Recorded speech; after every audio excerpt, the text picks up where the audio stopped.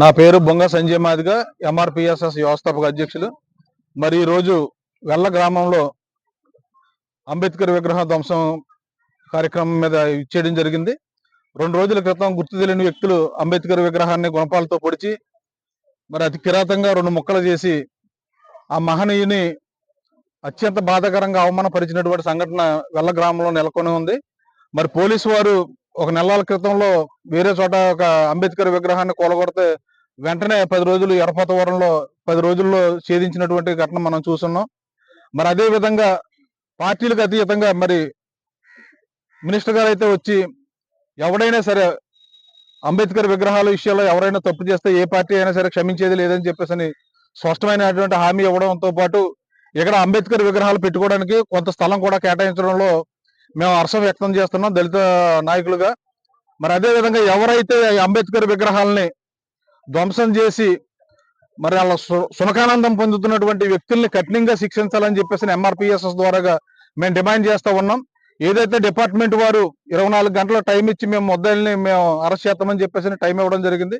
అది ఇవ్వకపోతే దళిత సంఘాలన్నీ కూడా 24 గంటల టైంలో ఏదైతే మీరు హామీ ఇచ్చారో హామీని నెరవేర్చకపోతే మేము ఇక్కడే పెద్ద సంఖ్యలో ధర్నా చేసి మరి డిపార్ట్మెంట్కి మేము వ్యతిరేకంగా పోరాటం చేయవలసిన పరిస్థితి వస్తుందని చెప్పేసి మేము సమన్యంగా మనవి చేస్తూ ఉన్నాం.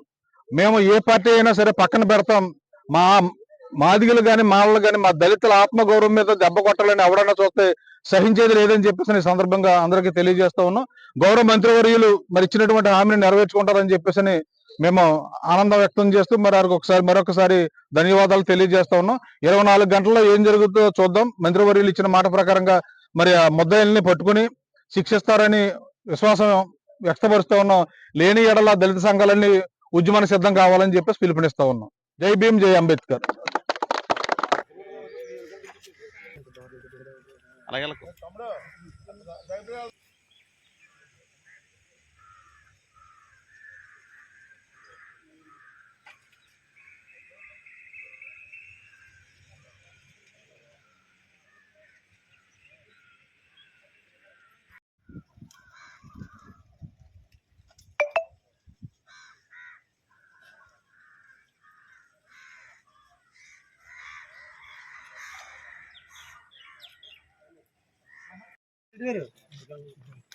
లేదు